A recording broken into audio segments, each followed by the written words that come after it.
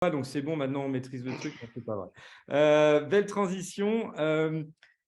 Question d'après, qu'apporte, là on va rentrer un peu plus dans l'aspect digital, qu'apporte le réseau digital? Alors Antoine, je te laisse compléter ce que tu allais dire là, c'est-à-dire que tu en as parlé fortement, c'est-à-dire ce lien avec le physique, mais est-ce qu'il y a une vraie spécificité qu'on retrouve sur le réseautage digital qu'on n'a pas dans le monde physique? Antoine, je te laisse avancer là-dessus, puis je voudrais avoir après, bien sûr, le témoignage terrain de nos deux super commerciaux.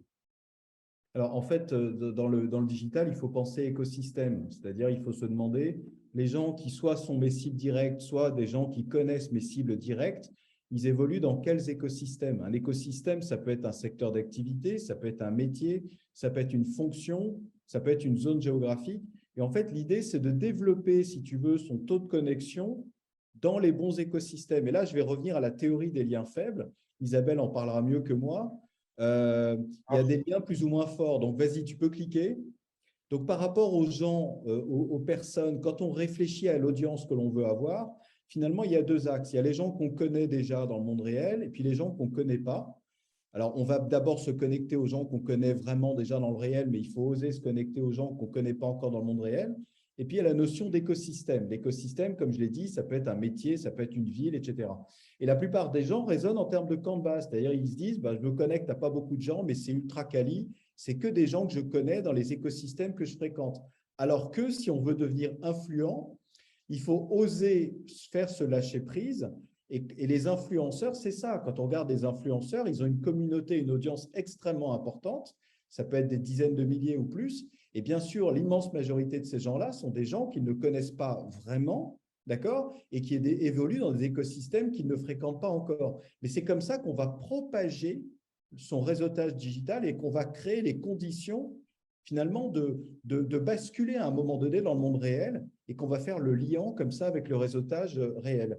Alors, ça veut dire, ce que Ouais. j'entends là de ce que tu dis, c'est que le réseautage digital permet de démultiplier ça et de le voir surtout, enfin de l'analyser beaucoup plus qu'en physique. Est-ce que vous vivez ça, Jennifer, est-ce que tu le vis ça, toi, sur ton LinkedIn, puisque tu es principalement sur LinkedIn? Et comment tu le vis?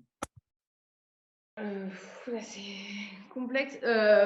Oui, enfin, moi, alors, je suis pas sur LinkedIn depuis très, très, très longtemps efficacement. Enfin, voilà, parce que je sais même pas si je suis efficace aujourd'hui, mais je dirais que moi, pour le moment, j'avais eu tendance à vraiment m'orienter sur le réseau proche, vraiment, voilà, identifier vraiment les personnes qui peuvent m'intéresser directement. Mais c'est vrai que j'ai conscience là au fur et à mesure justement que ça peut aller bien plus loin que ça et qu'il faut en effet sortir un peu faut faire preuve d'audace et voilà, arriver à toucher plus de personnes que simplement a priori les personnes qui au premier abord pourraient être intéressées et voilà, faire grandir le réseau comme ça.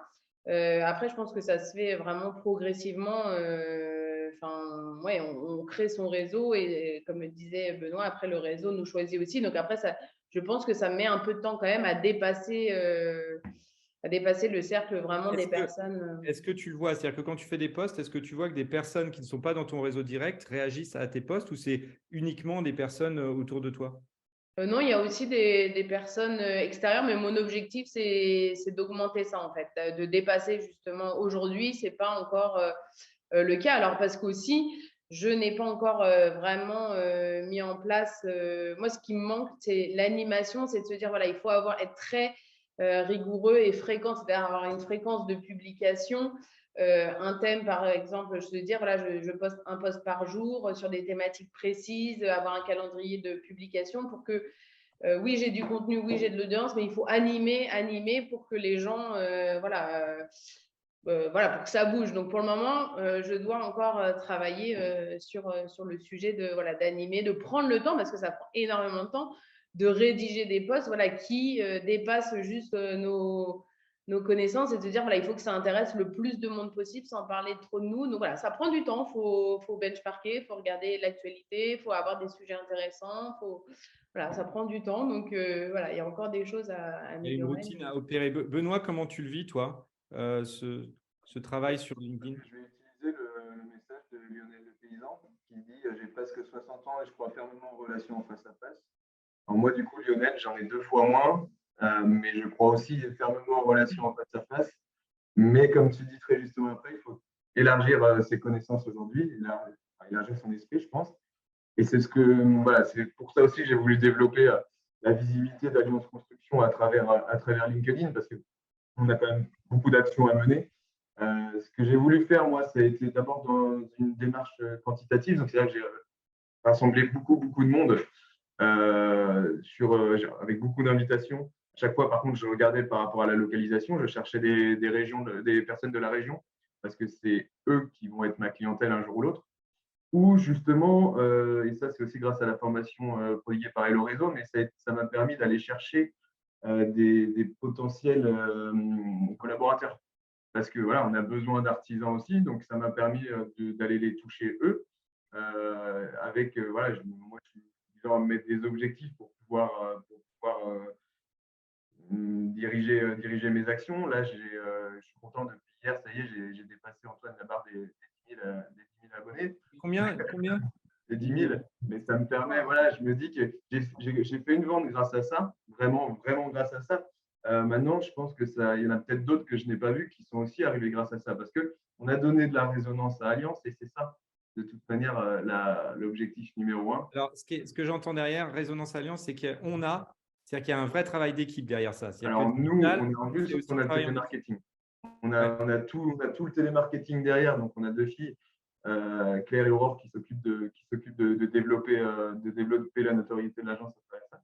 Et nous, après, les commerciaux, on essaye aussi de les accompagner en republiant leurs posts. Super intéressant. Alors, on est, comme vous le savez, à chaque fois, je souhaite qu'on soit dans le timing.